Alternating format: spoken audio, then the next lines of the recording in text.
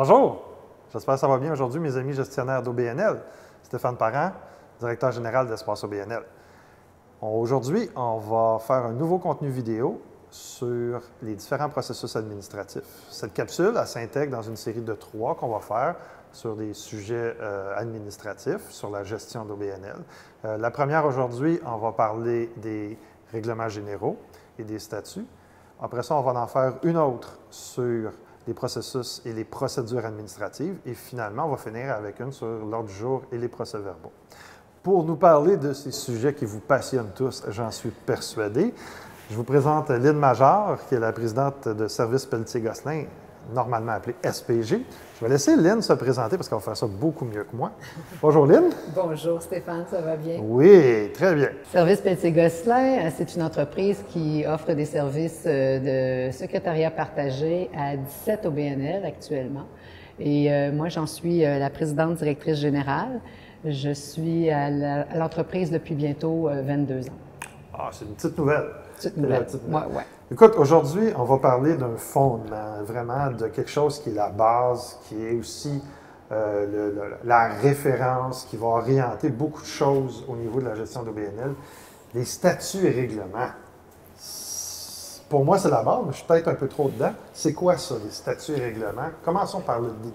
Bien, en fait, les statuts et règlements, ce sont des règles de base internes. Ce sont, en fait, c'est un contrat entre les membres et la corporation.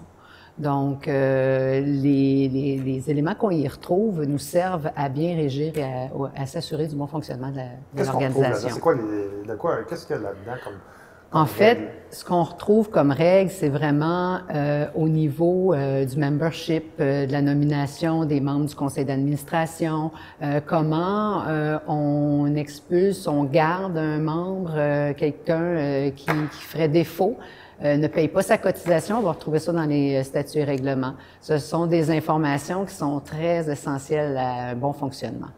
Et au quotidien, c'est-tu quelque chose qu'un gestionnaire d'OBNL va se servir tous les jours ou c'est quelque chose qu'il ne lira jamais? Ou comment on s'en sert comme bien, on s'en sert assez régulièrement. Je suis curieux de t'entendre donner des exemples de ça.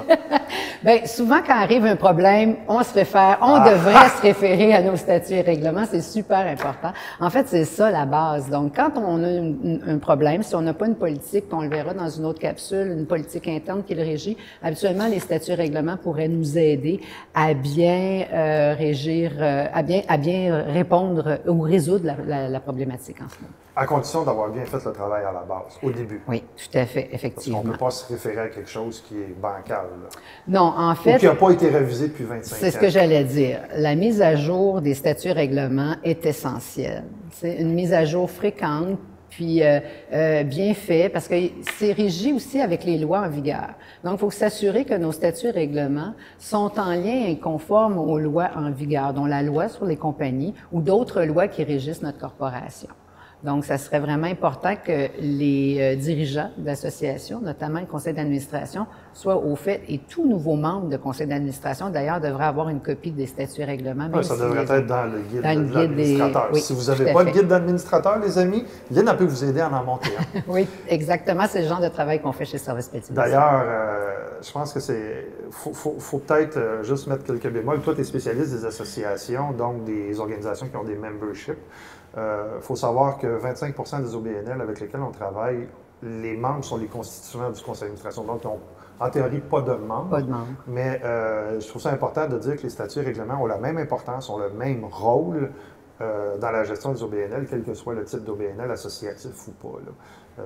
Peut-être juste cet aparté-là. Je suis aussi curieux de voir avec toi, y a-t-il des morceaux, des catégories ou des éléments qui doivent être présents? Tu as parlé de la détermination des membres. C'est quoi les autres choses aussi qu'on voit dans tous les différents règlements? Parce qu'on appelle aussi ça souvent les règlements généraux. Les règlements généraux, les statuts et règlements, ça veut dire la même chose. Donc, ce qu'on doit retrouver essentiellement, c'est la composition du nombre de membres de CA, comment sont faites les élections, est-ce qu'il y a un scrutin, comment se fait le scrutin, pendant l'Assemblée annuelle, quand on convoque l'Assemblée annuelle, les délais qui s'y retrouvent concernant la convocation, comment on la convoque, parce que j'ai vu des trucs assez désuet dans certains statuts et règlements. Oui, avec des signaux de fumée. Presque des pigeons voyageurs qui faisaient la vie de convocation, là, c'est pas une blague. J'ai vu Telex récemment encore dans des statuts et règlements. Donc, il y a sûrement une génération qui doivent se demander ce que c'est que des Telex. Là. Des fax. Oui, exactement. Donc, le bon vieux fax. Alors, il faut mettre ça à jour régulièrement et il faut être aussi en lien avec la mission et les valeurs de l'association, de la corporation. Mission, vision, valeur dans On devrait les retrouver. En fait, ça devrait être un préambule dans le statut et règlement. Mais c'est pas une obligation de les mettre, sauf que ça permet aux gens d'avoir une vue d'ensemble de l'organisation, puis d'être capable de voir que les statuts et règlements reflètent bien cette mission-là et les valeurs de l'association ou de l'organisation. Je préfère dire organisation parce qu'on a différentes formes. Oui, bien, effectivement. Quand tu dis les réviser de manière régulière, c'est quel rythme, là, une fois tous les 25 ans? Il y a deux choses là-dedans. En fait, c'est que, non, pas toutes les 25 ans. Non. Moi, je dirais aux 2 ans, aux 3 ans maximum, mais surtout quand elle survient, si on met en place une nouvelle politique, cette politique-là devrait ne pas en faire partie des statuts et règlements, mais bien s'assurer que la politique est cohérente avec les statuts et règlements. Donc, des fois, on arrive, puis on fait une politique, puis on le verra plus tard, on crée une politique financière ou autre, puis c'est à l'encontre de ce qu'on a dans nos statuts et règlements. Donc, il faut vraiment s'assurer que tout ça est vraiment dans une cohérence qui permet le bon fonctionnement, le bon déroulement là, au niveau de la régie interne, entre autres, de l'organisation. Quand on fait des changements de gouvernance, de composition, est-ce que dans ceux que tu es habitué de voir, les comités du conseil d'administration sont indiqués aussi? Oui. La plupart sont indiqués, la rémunération ou pas des administrateurs, parce que des fois, il y a des exceptions, il y a des dépenses qu'on peut... C'est rare, mais on les mentionne. Moi, j'ai vu des statuts et règlements où on dit le membre du conseil d'administration n'est pas rémunéré, sauf dans tel cas ou sauf selon la politique de remboursement des dépenses. Là. OK. Ouais. Puis ça va après ça dans une politique qui est à part. Effectivement, dans une autre capsule. Oui. C'est la responsabilité de qui? C'est la responsabilité du conseil d'administration. C'est le conseil d'administration qui adopte et qui rédige les statuts et règlements. Ils peuvent être aidés, évidemment, de la direction générale parce que c'est eux qui sont là au quotidien puis qui voient les problématiques qui peuvent se dresser ou les différentes avenues qui peuvent arriver. Donc, c'est vraiment en collaboration, mais c'est dans la loi sur la partie 3 des compagnies, c'est vraiment le conseil d'administration qui est responsable de son adoption et est entériné par l'Assemblée générale des membres à la suite. Oui, ça c'est important. Ça, c'est très important de le comprendre, sauf qu'au moment où le conseil d'administration revoit ses statuts et règlements, ceux-ci sont en vigueur au moment où ils sont adoptés au sein du conseil d'administration. Par la suite, sont entérinés par l'Assemblée annuelle. Là, il peut arriver ce qu'on ne veut pas qu'il arrive, mais que l'Assemblée annuelle rejette certains articles ou tout ou en partie. Et à ce moment-là, c'est caduc. On revient à l'ancienne version jusqu'à temps qu'on trouve une solution, qu'on refasse une AGA spéciale. Que le conseil d'administration refasse ses devoirs, revienne en assemblée spéciale ou attendre à l'année suivante pour remettre, à moins que ce soit une urgence, là, que ce statut-là, que ce règlement-là soit refait. Dans bien des cas, on voit qu'il y a des changements qui sont nécessaires, mais on voit que les organisations ont tendance à reporter de faire ces changements-là, surtout en termes de gouvernance. Je vois de plus en plus de conseils d'administration qui vont chercher des administrateurs cooptés ou des spécialistes, mais ils se donnent une règle interne, mais ils ne changent pas leurs règlements généraux.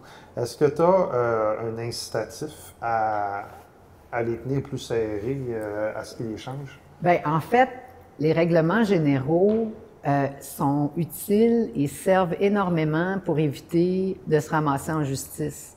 Donc, c'est très important de mettre ça à jour. Là, tu quelque chose d'intéressant, parce que bon nombre d'administrateurs, là, vu que je parle à des gestionnaires, vous autres, vous devez déjà tout savoir ça, ont des responsabilités. C'est supposé tout savoir ça. Oui, mais c'est pas nécessairement le cas, je te le garantis. Effectivement. Ont des responsabilités face aux différentes lois sur les gestes qu'ils posent. Donc, ils peuvent être poursuivis au civil ou au criminel en fonction de ce qu'ils font comme administrateurs. Effectivement. Et les règlements généraux, pour le directeur général, c'est aussi une façon, la directrice générale, c'est plus des directrices, bien sûr, C'est une façon aussi de se protéger et c'est une façon de s'assurer que son conseil d'administration respecte les différentes lois en vigueur. Que le conseil d'administration a agi en lien avec les statuts et règlements. Ils ont appliqué les statuts et règlements. C'est une règle, c'est une loi interne. Donc, et comme tu dis si bien, c'est en lien avec le Code civil puis la loi sur les compagnies. Donc, c'est très important que ce soit mis à jour régulièrement, que tout le monde soit au courant. Ouais, là, tu amènes un autre point qui m'intrigue beaucoup parce que je vois, c'est pas toutes les OBNL qui sont transparentes.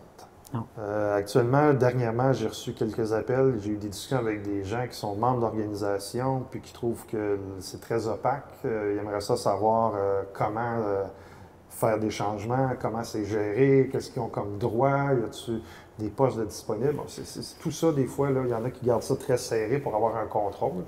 On est conscient que les OBNL ne sont pas parfaits.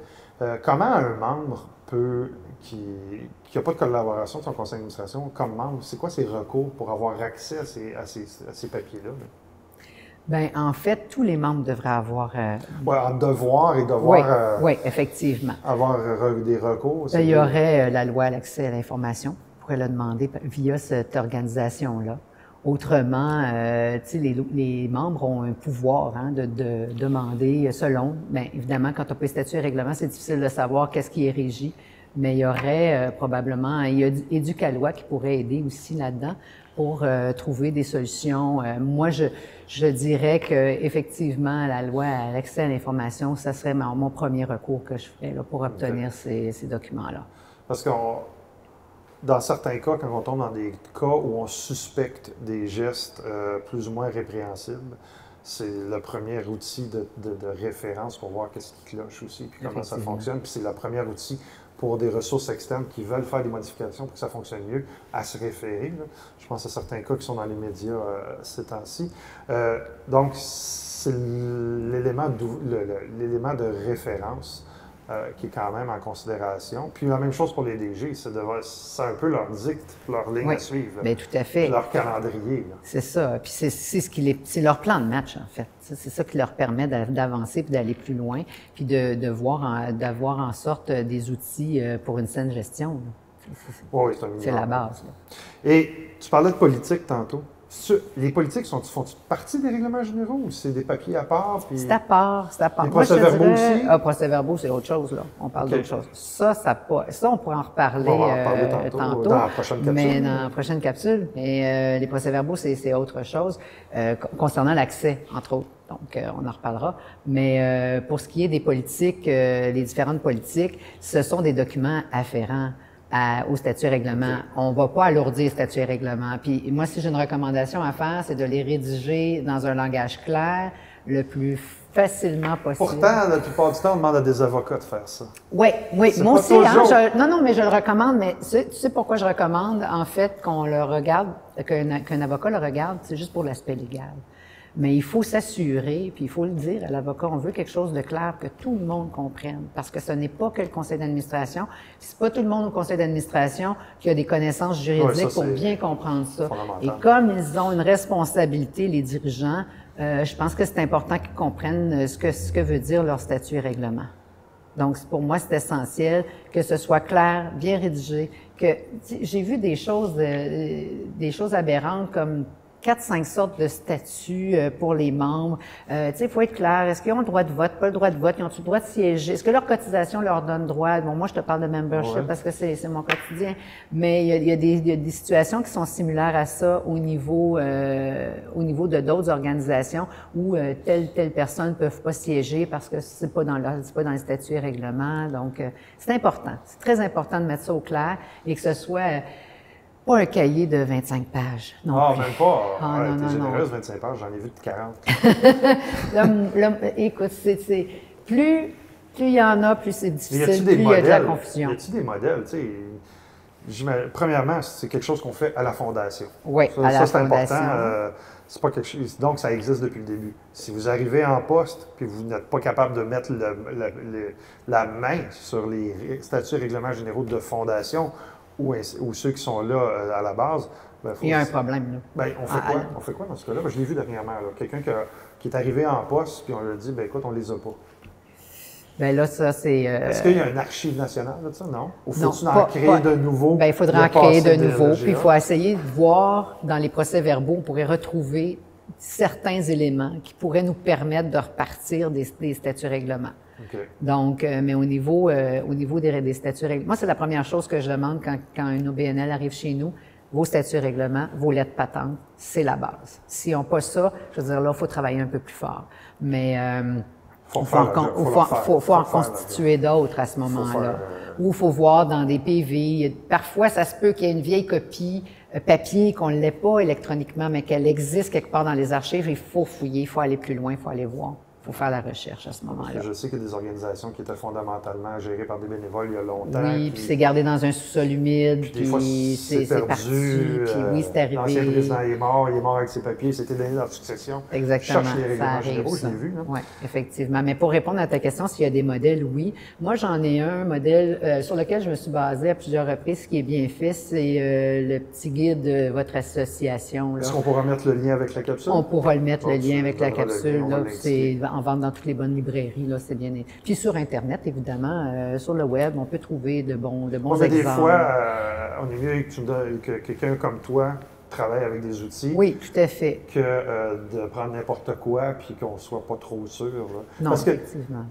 tu l'as dit tantôt, dans l'établissement des règlements généraux, il y a une réflexion à faire. Ah, il faut que cette réflexion-là soit opérationnelle puis soit relative autant à la mission que à ce qu'on offre comme service et produit par la suite, surtout au niveau du membership. Autant dans l'établissement au départ qu'au cours de son histoire de l'organisation, il faut toujours avoir cette réflexion-là. Est-ce que ça répond à un besoin? Oui, est-ce que ça correspond à ce qu'on fait? Est-ce que j'ai souvent comme expression, est-ce que les bottines suivent les babines, excuse-moi, mais ça aussi, c'est important. Là. Puis je pense que aussi il y a de plus en plus de nouveaux principes en gouvernance. Il y a différentes écoles de pensée. Je pense à la différence entre la gouvernance représentative puis la gouvernance stratégique. Est-ce que nos conseils d'administration sont basés avec des gens élus ou avec des gens qui ont des compétences? Juste ça, c'est des choses qui sont déterminées logiquement dans tes règlements généraux. Oui, tout à fait.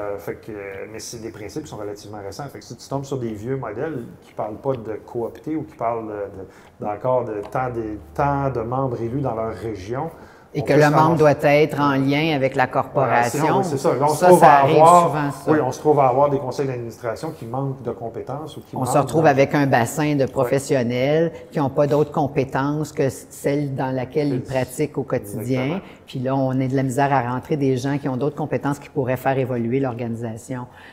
Autre élément, j'aimerais ça qu'on regarde dans les statuts règlements, mais un peu partout, puis souvent ça amène une dynamique assez problématique, c'est les rôles et responsabilités entre principalement un conseil d'administration, c'est différent, on appelle ça les différents postes, le président, vice-président. Et la direction générale. Et la direction générale. Oui.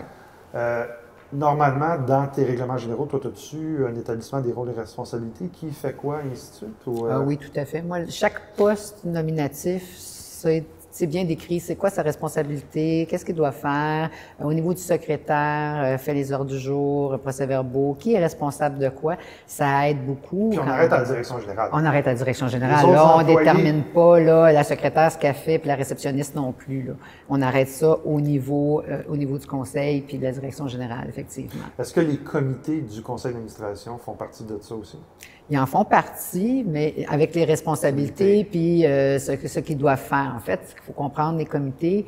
Je ne veux pas je parle pas des comités ad hoc, là. Je parle des comités qu'on appelle permanents. Sont permanents, c'est ça. Gouvernance, ressources humaines, finances. Tout à fait, effectivement. Chaque CA est différent, chaque réalité est différente. Maintenant qu'on parle des comités qu'on voit le plus souvent, là, sont déterminés avec rôle et responsabilité aussi. Dans les règlements généraux. Dans les règlements généraux. Donc, ils aident à structurer le conseil d'administration. Les règlements généraux, je l'ai dit en début, c'est vraiment le moyen de structurer, c'est la base, c'est ce qui nous permet de voir comment va fonctionner l'association ou l'organisation en place. Merci, Lynn. J'espère que ça va vous aider. Vous allez voir une série de liens. Sinon, vous allez donner un petit coup de téléphone à mon ami Lynn. Bonne fin de journée. Merci.